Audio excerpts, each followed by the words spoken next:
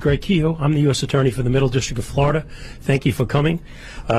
We have a presentation and a press release for you today and a press conference. And this is in dealing with alien smuggling and human trafficking, something that are priorities for the Department of Justice and for the Attorney General Pam Bondi. We have an array of U.S. attorneys here that are going to give you an idea of the cases that are before us. And just briefly, before I bring the Attorney General up, to my far left is Justin Simmons, U.S. Attorney for the Western District of Texas. To his right is Mike Drescher, the U.S. Attorney for Vermont. And to his right is Nick Ganji for the Southern District of Texas. On my far right is Matt Gagliotti, the Assistant Attorney General in charge of the Criminal Division. At this point, I'd like to present to you the Attorney General of the United States, Pam Bondi. Thank you. Thank you, U.S. Attorney Kehoe. Thanks for everything that you're doing, and to all our incredible U.S. attorneys around the country. My first day as Attorney General under President Trump's leadership, we announced that the Department of Justice would pursue the total elimination of cartels and transnational criminal organizations. Thanks to President Trump, many of these groups, many of these gangs are now classified as foreign terrorist organizations because they pose an extreme threat to not only our country, but to our world. They traffic drugs, weapons, and people. Every American community destroyed drives up their profit margins. No longer. We are investigating and prosecuting their crimes more aggressively than ever, and Joint Task Force Alpha is the tip of the spear. We have been working on that with Secretary Kristi Noem, Homeland Security, and I cannot say enough good things about Secretary Noem. I was with her in Louisiana yesterday, and she is fighting to keep our country safe every single day. Just this week, Joint Task Force Alpha took 4 major enforcement actions. Right here in Tampa, we unsealed the indictment charging 12 defendants operating a massive, right here in Tampa, a massive illegal smuggling ring. The defendants engaged in a conspiracy to bring illegal aliens from Cuba to the U.S. for profit. They coached their clients, including children, who came to airports alone, came to our country alone, were put on planes for connecting flights, lied to Border Patrol agents due to coaching and law enforcement. They charged up to $40,000 per victim. They used Zelle to transfer over $7 million over the course of this scheme, and I believe had profits, cash, of over $18 million. And it's just not the southern border. In Vermont, and U.S. Attorney Drescher is here with us, we indicted Norma Lorenzo, a woman who allegedly worked with Canadian co-conspirators from Guatemala, Honduras, Mexico, and El Salvador. Children were transferred to private residences, other airports, and in 2023, according to CBP, parts of Vermont and New York started seeing unprecedented traffic from illegal aliens. Law enforcement officers operating in these areas encountered aliens from 97 different countries, including China, Pakistan, Iraq, Iran, Afghanistan, North Korea, and Yemen. In the Southern District this week of Texas, and Nick Ganji's here, we secured the extradition of 3 men from Guatemala who have been charged in connection with a mass casualty alien smuggling event. This tragic event occurred in 2021 in Chiapas, Mexico. A semi-truck containing at least 160 illegal aliens crashed, resulting in the deaths of more than 50 people. The cost of human smuggling is huge. So many families are dying, so many people are dying. These smugglers used a variety of vehicles, including microbuses, tractor trailers, and cattle trucks to smuggle multiple Guatemalan aliens including many unaccompanied minors, into this country. In the Western District of Texas, where Justin Simmons is our U.S. Attorney, we just this week charged 4 defendants with their role in a deplorable scheme smuggling unaccompanied children into the United States from Mexico. These monsters behind the operation drugged unaccompanied children coming into our country, giving them THC so they would be asleep when passing through customs. One of the children was overdosed so badly that the child had to go to the hospital. Since President Trump took office, Joint Task Force Alpha has charged 56 defendants, including convicting a monster who attempted to bring in Indian nationals into our country in sub-zero weather through Canada in the middle of a blizzard. This was a family of 4. This family was eventually found dead in a blizzard with the father holding the 3-year-old little boy wrapped in a blanket with his glove covering his child's face, trying to save his life. In June, we arrested a Canadian-American citizen in New York for charging $1,000 for every illegal alien he smuggled over the St. Lawrence River into our country. One of the boats capsized, killing a family, including 2 children under the age of 3. A few weeks ago, we convicted a coyote in Texas. A coyote, of course, is someone who transports illegal aliens across state lines for money. In Texas, we charged him for charging $30,000 for every 10 illegal aliens that he could get get to the Rio Grande. He got an additional $30,000 for every 10 illegal aliens that made it across the Rio Grande alive. That is why we are now expanding Joint Task Force Alpha. It has 5 steps. We will now cover, the task force will now cover our northern border in Canada, of course, and all of our maritime borders.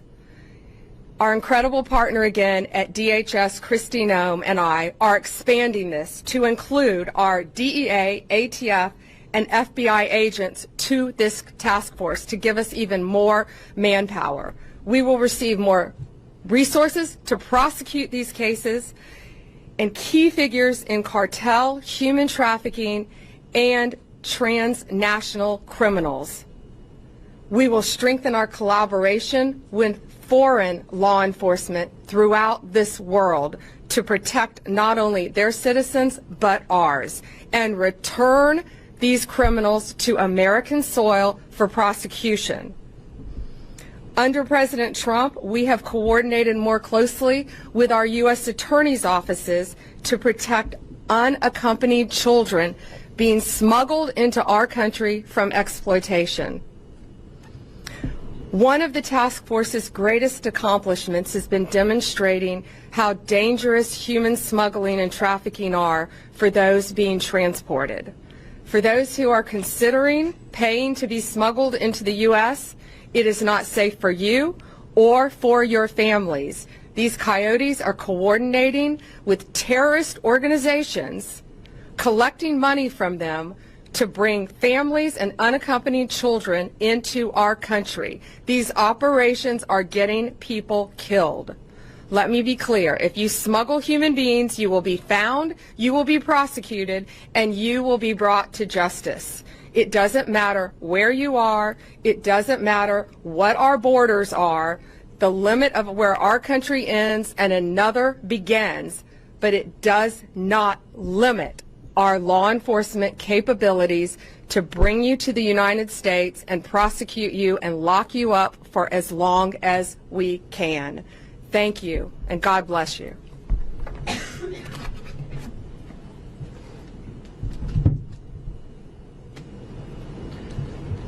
Thank you, General Bondi. I'm sure you, ladies and gentlemen, can see the commitment of the Attorney General to this endeavor. We just want to take a few minutes or more of your time and give you a little bit more detailed flavor of the cases that we have before you and the nature and extent of the horrific crimes that are taking place that General Bondi just outlined. After we finish these very brief comments, it will be open for questions at that point. And just bear with us, and we'll be there very soon. The first case that we're talking about is the case here in Tampa that General Bondi was talking about, United States versus Cabrera, which is 12 defendants, an international alien smuggling ring, and they also engaged in asylum fraud. And why did they do it? They did it for money and money alone. As General Bondi just noted, we have tracked at least $18 million trafficking through their account and laundered through their accounts to pay their expenses, to pay their co-conspirators. This was a profit-making motive that went on between 2021 and today, or 2025. How did it happen? They used social media. They went on social media with Cuban individuals to tell them that they could get Cuban individuals and get them visas based on fraudulent conduct by putting their visas, which were based on European citizenship. They had co-conspirators throughout the world to gather these people up to try to get their money to participate in this. And I say co-conspirators. There are numerous co-conspirators. There were thousands of people, aliens, listed in their ledgers that they were doing this with. Their ledgers were sophisticated as any business that you will come across. Their ledgers had dates of travel, money owed, airlines used, smuggling routes. How did they do it? They brought these people through charters and commercial airlines through other countries. They put the fraudulent documentation together with these individuals. Of course, as General Bondi just noted, at $40,000 apiece. They spent millions of dollars flying these people throughout the country before they came back into the United States. They would provide them with fraudulent visas based on the fact that they were saying that they were not in Cuba after 2011, when of course they were. With this fraudulent document, they coached these people once they came to enter into the United States. How did they coach them? They coached them to make sure you tell these people that you're a tourist. Make sure you tell them that you're just here for a visit. And of course, conceal the fact that you had come from Cuba. And then after and when you get into the United States, lay low for a while. Don't make any noise about things. Why? Because at the appropriate time, they wanted you to come forward to seek asylum, being a Cuban national. So they would then prepare the asylum applications, which were likewise fraudulent. So they're preparing fraudulent document to get into the country, preparing fraudulent documentation to get asylum. And ladies and gentlemen, this was all for money. And it was a sophisticated enterprise with multiple shell corporations being used and transferring money throughout the country. We have uncovered at least 27 known bank accounts with these people to transfer their money between and among each other's, pay for expenses and people overseas, and using money to move in and out of their shell corporations to hide it, which is the substance of the money laundering charge.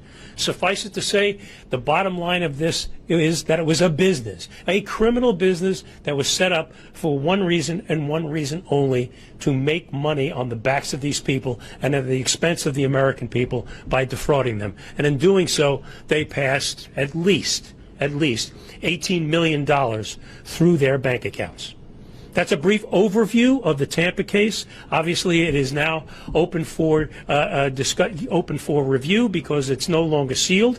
And I will if I can, I want to turn this over to my friend from the Southern District of Texas, Nick Ganji, who will give you an idea of the case that he is going to present from his district. Nick. Madam Attorney General, good afternoon. My name is Nicholas Ganji, the United States Attorney for the Southern District of Texas.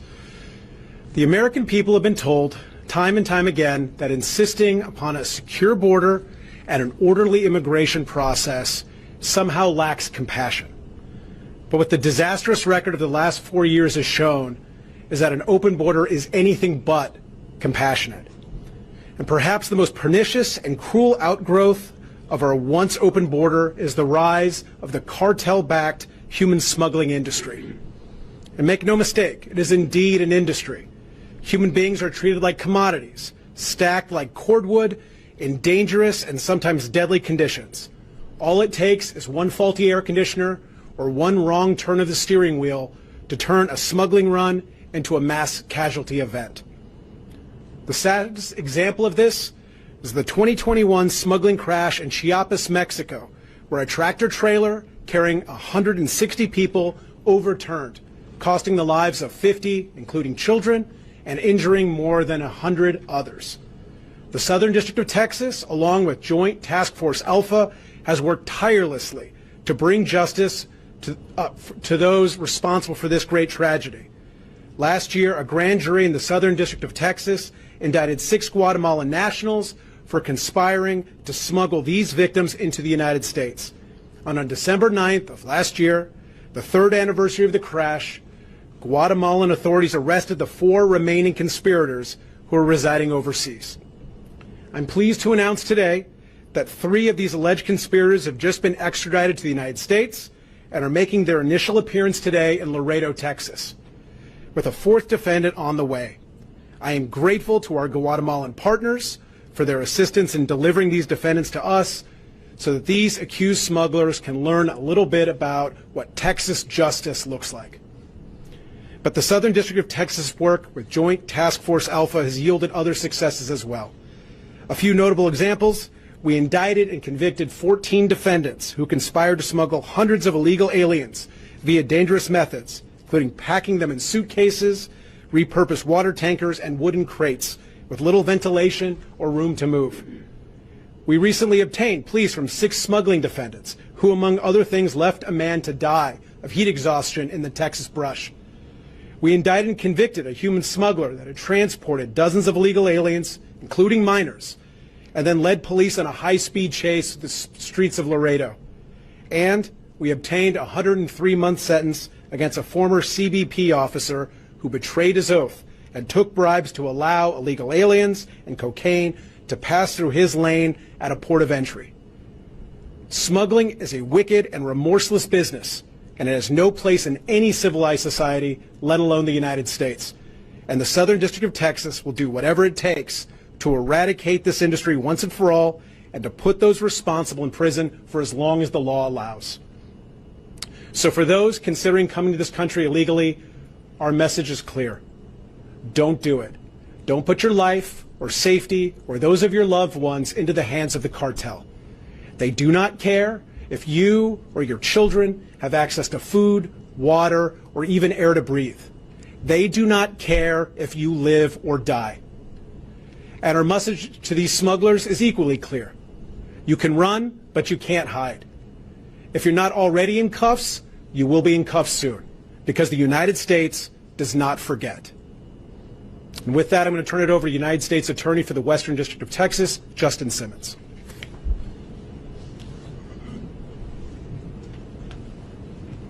Thank you all for being here today. My name is Justin Simmons. I'm the U.S. Attorney for the Western District of Texas. Thank you, General Bondi, for organizing this today. Also want to thank President Trump for the encouragement and the motivation he's given all of us to take down these alien smuggling organizations and the cartels that they work with.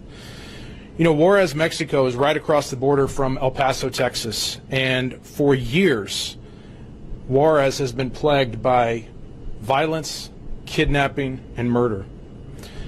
Cartels have been warring over that area for decades because it's a key route for trafficking drugs and smuggling humans into the United States. These cartels have no bottom. There is no limiting principle on how low they will go to enrich themselves. We saw an example of this recently in a case where a woman named Susana Guadian ran an alien smuggling organization out of Juarez. She worked with her husband Daniel, her daughter Diane, and Diane's husband Manuel Valenzuela to smuggle children from Mexico into the United States. Basically what she would do was contact U.S. drivers who would come across and pick up these children and then take them back across the border. Prior to being picked up, Susanna would prep these children by sometimes telling them what to say when they got to the POE, the port of entry, or a checkpoint. Other times she would give them THC gummies, as General Bondi said, to calm them and keep them compliant throughout the process. In this particular case, the children that were given the THC gummies were 12, 9, 3, and 2. When CBP recognized when they were trying to cross with this group of children that something wasn't right, they saw it, They realized those children needed some kind of medical treatment. They got a couple of them to the hospital to receive that treatment. They were later diagnosed with THC poisoning. As U.S. Attorney Ganji said, as General Bondi said, these cartels, these organizations do not care about you or your children when moving them across the border. So we're really happy that we were able to get arrest warrants this weekend and get at least 2 of these individuals, Diane and Manuel Valenzuela, off the street. The 2 other individuals, Susanna and Daniel Guadian, are still at large, but we will do everything we can to bring them to justice as well. You know, nothing crosses the border without the cartel's permission, and nothing crosses without payment to the cartels. These cartels see children just like they see a kilo of Coke. Dollar signs. That's all they see. They care nothing about their well-being. Additionally, these organizations often use stash houses in American neighborhoods where they will put these aliens that they're smuggling across for days, weeks at a time. This endangers those neighborhoods, endangers those people who live in those areas, and it brings organized crime to Main Street USA. We will not have it. We will do everything we can to shut down these organizations because it hits the cartels where it counts, in their pocketbooks. That is all they care about, how much money they can make. And it makes America safer for Americans. It makes this place, this country, a place where you as an American can not just survive, but thrive. So that's what we're committed to. I want to thank our partners with Border Patrol, Customs and Border Protection, and HSI for their work on this case. I also want to thank Joint Task Force Alpha and their help putting this case and many other cases together. You know, in San Antonio earlier this year, we got life sentences on folks who had smuggled individuals in a tractor trailer into the United States. 54 individuals, 53 plus 1 unborn child, died in the back of that tractor trailer. So I'm really really thankful for Joint Task Force Alpha and the work they've been doing with us as well. We are on a mission to shut down these organizations and the cartels more broadly. In the Western District of Texas, this is what we do. Thank you very much. So lest you think this problem is just on the south border in Texas and Florida, I'd like to bring up U.S. Attorney Mike Drescher from the District of Vermont. Mike? Thank you. I want to thank you, Attorney General Bondi, for your remarks, and I want to thank you, U.S. Attorney Kehoe, for your hospitality hosting this event. I especially want to thank you, Attorney General Bondi, for bringing attention to the extraordinary work that the men and women of the United States Border Patrol and Homeland Security investigations are doing in Swanton sector, the portion of the U.S.-Canada border that includes Vermont, northern New York, and New Hampshire. Thanks to their work and the work of Joint Task Force Alpha, the United States Attorney's Office for the District of Vermont has obtained a 7-count indictment charging Norma Linda Lozano, who's 53 years old, of Ypsilanti, Michigan, with 1 count of conspiracy to commit alien smuggling and 6 counts of bringing aliens to the United States who lacked permission to enter or to remain in this country. As alleged in court filings, through much of 2024, Lozano repeatedly smuggled and attempted to smuggle illegal aliens into the United States from Canada. She did this for profit, negotiating payment with her Canadian co-conspirators and coordinating with them the locations where she would pick up her loads of non-citizens, aliens entering the country. As alleged, Lozano's methods included, echoing some of the comments we've already heard today, hiding a child alongside luggage in the far recesses of the vehicle that she was traveling in, disregarding the child's safety and welfare. These offenses are serious for several reasons. First, they aid and abet those who are seeking to enter the country illegally. Second, they exploit those people who are desperate and misguided enough to try to enter the country illegally. On the northern border, such illegal crossings frequently involve trekking through forests and swamps in inhospitable and dangerous circumstances. And third, they facilitate the unvetted aliens entering the United States for unknown and possibly nefarious purposes. In short, offenses such as those charged pose a risk to the nation's security. And the United States Attorney's Office for the District of Vermont is proud to work with the United States Border Patrol, Homeland Security, and Joint Task Force Alpha to help secure the northern border. Ms. Lozano was arrested Tuesday of this week in the Middle District of Georgia, where today she had her initial appearance in Albany, Georgia. She's been transferred to have subsequent appearances in the District of Vermont. Last, I want to recognize the hard work of Assistant United States Attorneys Matthew Lasher and Michelle Ara, who, under the leadership of Jonathan Opart, the Chief of the Criminal Division for the District of Vermont, have teamed up with Task Force Alpha Trial Attorney Jenna Reed to seek to hold Lozano and others engaged in similar conduct responsible for these offenses. Thank you. We're ready to take questions. If you want to direct them to any of the states, just let us know. Questions? Well, how about if we start on this side of the room and go over? Any questions? Are you seeing any connections between the cartels operating on the southern border that have been designated as transnational criminal organizations and the smuggling organizations in New York and Vermont? And then a second question for you, Attorney General. A judge ruled recently that the president's appointment of the National Guard in LA was illegal. Excuse me. Does that ruling affect your plans to send resources to Chicago at all? First, to the National Guard, we will be following the law. We are appealing that ruling, and we plan on being successful in court. We anticipate very much being successful. Back to this, yes, these transnational criminal organizations, since we have secured completely our southern border, are finding various ways to come into our country.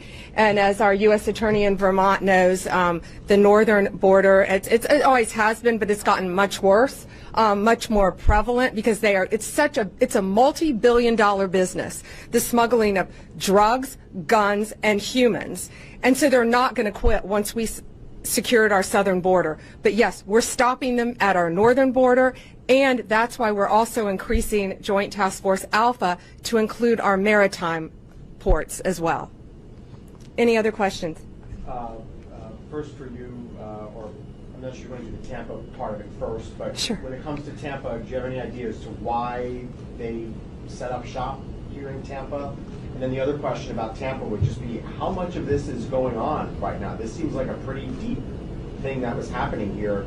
Can you just start throwing darts at a map and find these kinds of groups?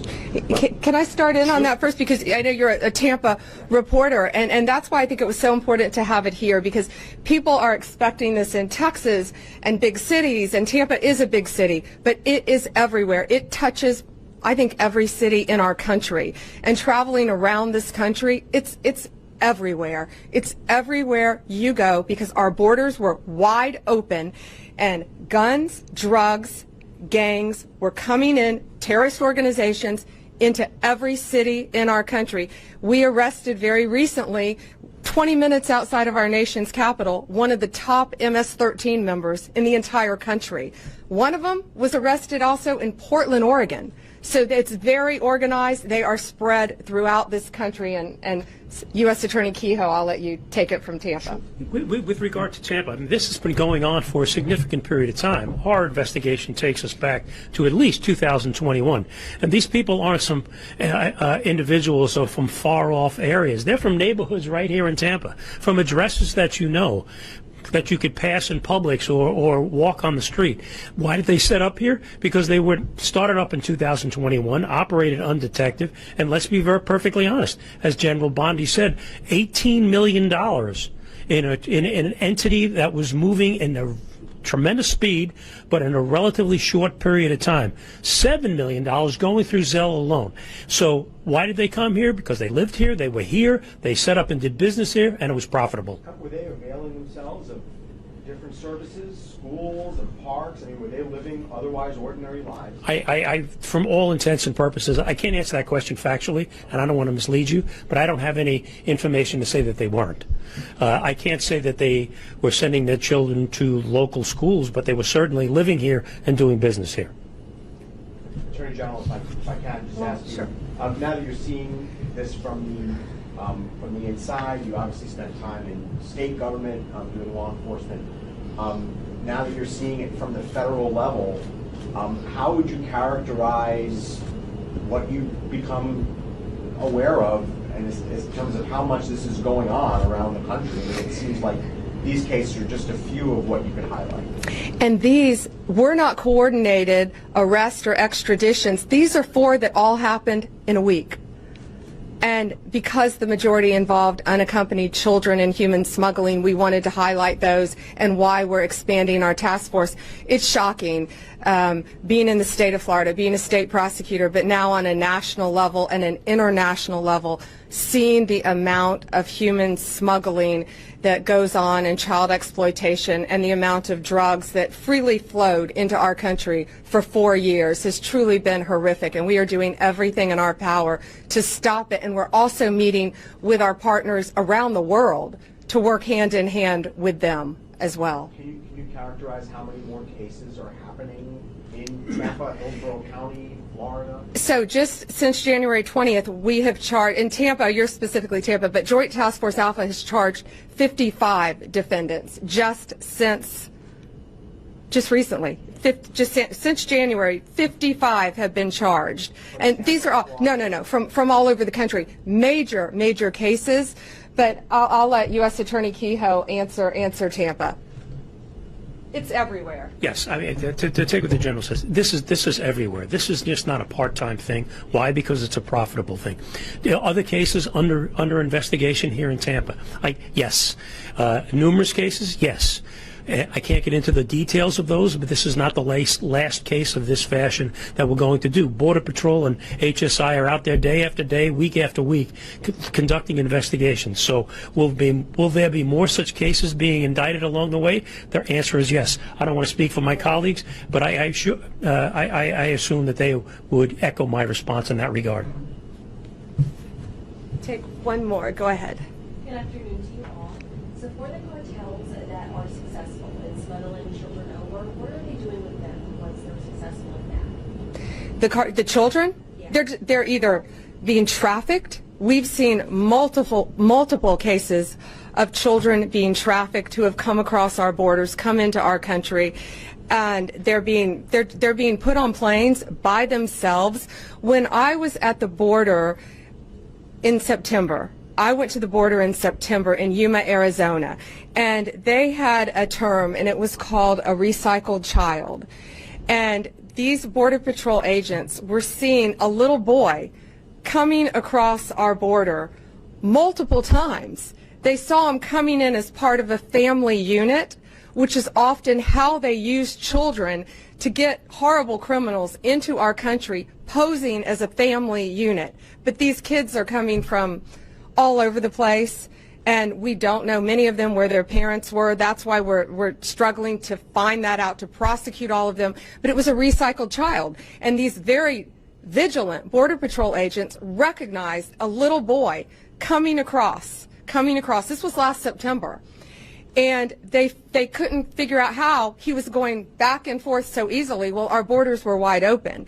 And if you dropped your IDs, I saw IDs that were just piled up from every country you can imagine. If you dropped your passport, if you dropped your ID, they had a military member from China, dropped his ID. You could walk right into this country and say you were from anywhere you wanted to.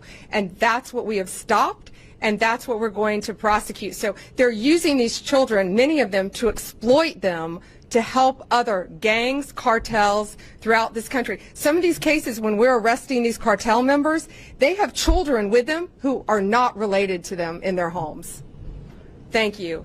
Thank you all for being here, and thank you for taking such close attention and realization to what's happening throughout our country affecting children. Have a great day.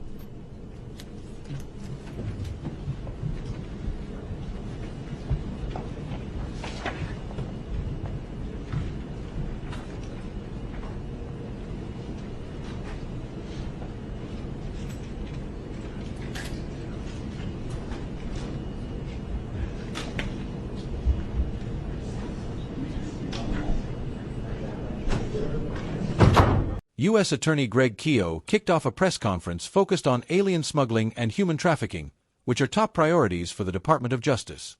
He introduced several key figures involved in this effort, including U.S. attorneys from various districts and Assistant Attorney General Matt Galati, who oversees the criminal division. The main purpose of the event was to shed light on the government's ongoing efforts to address human trafficking and alien smuggling, including the expansion of Joint Task Force Alpha, a critical initiative aimed at tackling these issues. Attorney General Pam Bondi spoke about the broader efforts being made under President Trump's administration to eliminate cartels and transnational criminal organizations that traffic in drugs, weapons, and people. Bondi emphasized that many of these organizations are now classified as foreign terrorist groups, which underscores the immense threat they pose not only to the U.S. but globally. She praised the work of Secretary Christine Noem at Homeland Security, highlighting her commitment to fighting these criminal networks daily. Bondi also highlighted recent successes, including 4 major enforcement actions in Tampa, Florida, where illegal alien smuggling rings were dismantled. One of the key cases discussed was a major illegal smuggling ring operating out of Tampa. This group was responsible for bringing illegal aliens, including children, from Cuba into the U.S. for financial gain.